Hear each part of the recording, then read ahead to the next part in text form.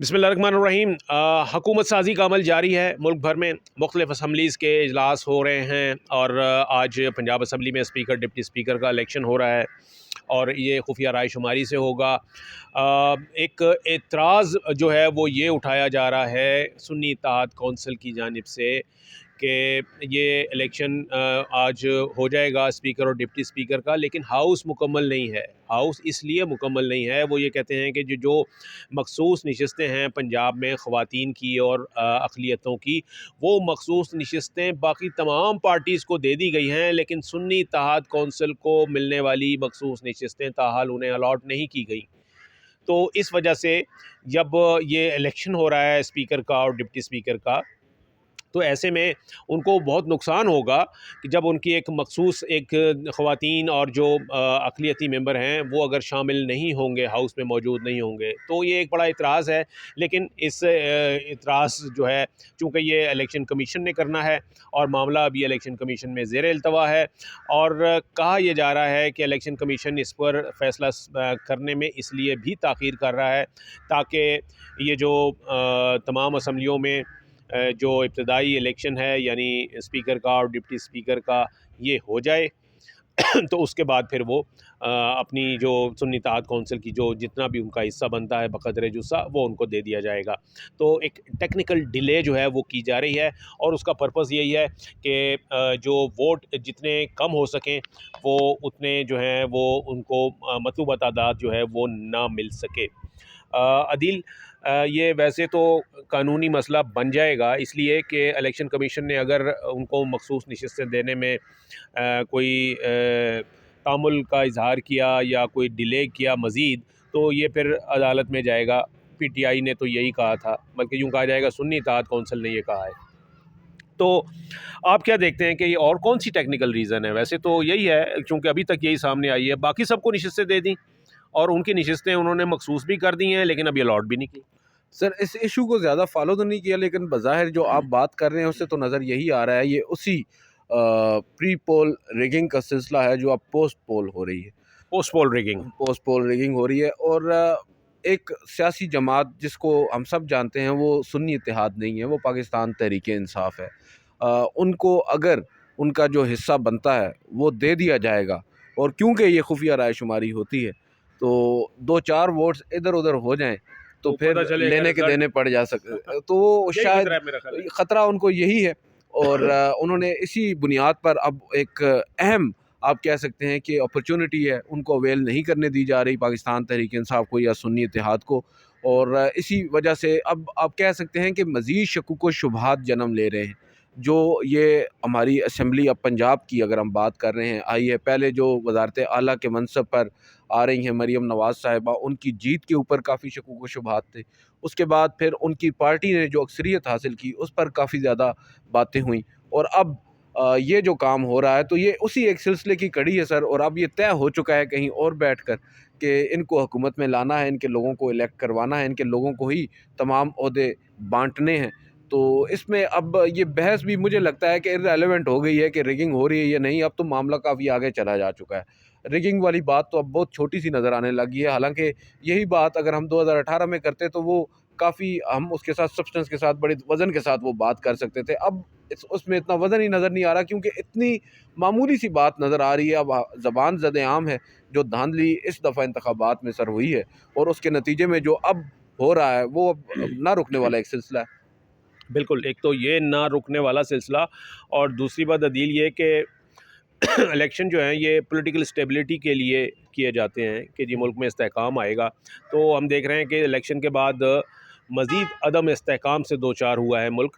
और इसके बाद मैं तो आपसे ये भी राय जानना चाहूँगा, एक पॉलिटिकल एनालिसिस ये दीजिए कि ये इसमें पाकिस्तान पीपल्स पार्टी मरकज़ में नून लीग के साथ शामिल नहीं हो रही। वो कहती है कि हम वज़ीर-ए-आज़म आपको बनाएंगे, आपको वोट भी देंगे, आपको सपोर्ट भी देंगे, लेकिन आपके साथ शामिल नहीं होंगे। इसका मतलब ये हुआ कि उन्हें पता है कि जी इसको बड़ी लानतें पड़ेंगी, इनको जनाब ये डिलीवर नहीं कर सकेंगे, ये नाकाम होंगे। तो एक ऐसा सेटअप अगर आएगा, यानी आप हुकूमत के साथ भी हैं और आप सोच रहे हैं कि जी ये जो मेरे सामने खड़े हुए हैं ये सारे नाकाम हो जाएंगे और फिर तो नाकामी ज़ाहिर होनी होनी है। सर ये वही बात है ना कि कुछ जो दोस्त जाएं किसी अच्छे पोस्ट रेस्टोरेंट में खाना खाएं और बिल एक को देना पड़े, तो अब खाना तो सब खाएंगे और बिल पाकिस्तान मुस्लिम लीग नवाज़ को देना पड़ेगा। और जो तनकीद होगी या जो आप कह सकते हैं कि जो गालम गलोच बर्दाश्त करना पड़ेगी हाँ, मुस्लिम लीग आवाम नून का को, गैस व गज़ब जो होगा। वो पीटीआई और पीपल्स पार्टी उससे बरी ज़िम्मा हो जाएगी। क्योंकि तमाम जो अहम ओहदे हैं जिनकी वैसे वक़्त ज़्यादा है लेकिन अमली तौर पर हुकूमती जो काम है वो नहीं करते वो ओहदे। नहीं, मैं देखें अगर आप हुकूमत का हिस्सा बन रहे हैं, मतलब इस तरह से नहीं बन रहे लेकिन उनकी सपोर्ट कर रहे हैं, इसका मतलब ये है कि आप अपोज़िशन में नहीं हैं, आप उन्हीं के साथ हैं। जब आप तो कहेंगे उनके कि साथ बेंचेस पे वाले, बैठ गए तो अगर आप उनके साथ यानी वज़ीर-ए-आज़म और उनकी काबीना को लाने वाले लोग, उनको सपोर्ट करने वाले लोग ही अगर ये समझ रहे हैं कि भई ये इनको हम बना तो रहे हैं, लेकिन इन्होंने नाकाम हो जाना है, तो वो तो फिर नाकामी कल की होती हुई आज हो जाएगी। सर वो बात आपकी बिल्कुल दुरुस्त है और मुमकिना तौर पर जिस दिन ये हलफ लेंगे वज़ीर-ए-आज़म शहबाज शरीफ साहब और बाकी ओहदे जो बांटे जाएंगे पाकिस्तान पीपल्स पार्टी को, फिर एक मनाज़रा भी शायद इनका करवाया जाएगा वहाँ पर अंदर और फिर तमाम तर मामलात तय हो जाएंगे। नहीं, बज़ाहिर जब मुआहदे हो रहे हों तो फिर मनाज़रे जो है ना वो पसे पुश चले जाते सर हैं। देखें ना फ्रेंडली मैच तो होते हैं ना सर। वो शायद हमने जारी रहे। वो जारी रहेगा और जहाँ तक बात आपकी बिल्कुल दुरुस्त है कि ये सिर्फ सर वो हाथी के दांत खाने की और दिखाने की ओर हैं और कौम के साथ मजाक है जी, तो एक ये सर बात ये है। इससे ज़्यादा भोंडा मजाक क्या होगा। ये बिल्कुल एग्जैक्टली आपने जो वर्ड यूज़ किया है मजाक है ये इस कौम के साथ। पहले तो आपने इस कौम को एक ट्रक की बत्ती के पीछे लगाया है जी कि हम आपको इंतखाबात दे रहे हैं, आप पर हम एहसान अजीम कर रहे हैं कि आपको इंतखाबात दे रहे हैं, आप अपना हक़ राहदही इस्तेमाल करके अपनी मर्ज़ी के लोगों को चुन लें और उनकी हुकूमत बना दें।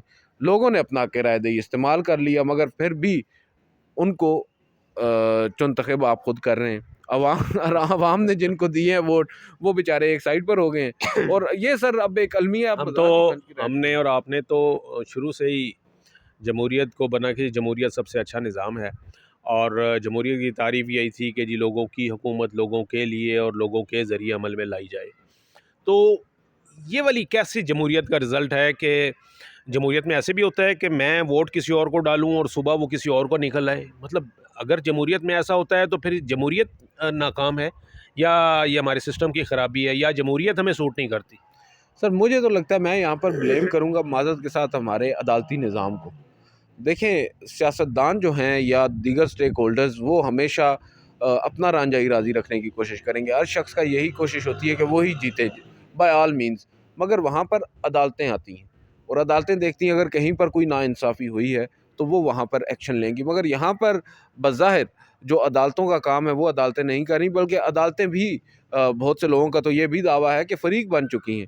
एक सियासी जमात को इंतखाबी अमल से बाहर करने के लिए सबसे बड़ी पाकिस्तान की अदालत ने अपना किरदार अदा किया है बल्ले का निशान छीन कर। तो अब इसके बाद फिर कौन सा एक रिज़ॉर्ट बचता है, कौन सी एक रेमेडी बचती है उन लोगों के पास, माँ सिवाय इसके कि वो यहाँ पर बैठकर मेरे और आपकी तरह जमहूरियत के ऊपर ही सवाल उठाने लग जाएँ कि भाई जिस जमहूरियत की हम बात करते हैं, जिस जमहूरी निज़ाम को पाकिस्तान में लागू करने की हम बात करते हैं, वो जमहूरी निज़ाम कहाँ पर है? ठीक। उसका नेबल बदल ही फिर लोग तलाश करेंगे। इसी तरह जब माज़ी में परवेज़ मुशर्रफ साहब आए थे, एक गैर आइनी तरीके से आए थे, मुल्क में मार्शल लॉ लगा कर आए थे, मगर फिर भी जो अक्सरियत है लोगों की वो उनके साथ हो गई, सिर्फ़ इस वजह से कि जमहूरियत ही हमारी ऐसी है। हमारे जो माशाल्लाह जमहूरियत पसंद हैं वो भी सर मसलहत पसंद ज़्यादा हो जाते हैं जब मौका आता है मफाद परस्ती नहीं, को ज़्यादा हम शायद जमहूरियत डिज़र्व नहीं करते, अगर आप ये कहें। मतलब इसको हमने सर इसमें हमारा सिस्टम, हमारा माशरा, हमारे नहीं सर अफराद। हमारे लोगों का क्या कसूर है? लोग तो अपना हक़ रायदही इस्तेमाल करने के लिए निकले हैं ना। चंद लोग हैं सर जो रूलिंग एलीट है, वो शायद उसको मिसयूज़ कर रही है और ठीक है। एक्सप्लॉइट कर रही है उस हक़ जो रायदही को। डिसीजन मेकर्स हैं, जो उनके डिसीजन ऊपर मेकर्स आती हैं है वो रिस्क। उसको बिल्कुल ठीक है। उसका तरीक़ाकार ही उन्होंने ऐसा बनाया, वो उनके लिए जो चीज़ फिट है वो उसको उस तरीके से माइल कर लेते हैं और बाकी जो अवाम है वो बस चल रहे हैं। वजह बिल्कुल ठीक। बात यह है जी कि हमारे एक दोस्त थे, वो कहा करते थे कि जी पाकिस्तान में अगर बिल्कुल साफ़ और शफ़ाफ़ इलेक्शन हो, यानी हर कोई एक वोट की भी रिगिंग ना हो, जिसको जो वोट डाला जाए वही मिले, फिर भी वो कहते हैं कि जी वो क़यादत नहीं जीत सकती जिसको कि आप जितवाना चाहते हैं। जितने मर्ज़ी शफाफ हो जाएं। ये हमारे सिस्टम का कसूर है, और ये वाला सिस्टम जो है बेसिकली ये सूट करता है उस अशराफिया को जो कि यहाँ पर इस वक्त बराजमान है हमारे इक़्तिदार के ऐवानों में, और उनको यही वाला सिस्टम जो है वो इसलिए सूट करता है कि इससे मर्ज़ी के रिज़ल्ट जो हैं वो मिल जाते हैं। तो जमहूरियत बुरा सिस्टम नहीं है, जमहूरियत को बुरा नहीं कहेंगे, जमहूरियत बहुत अच्छा सिस्टम है।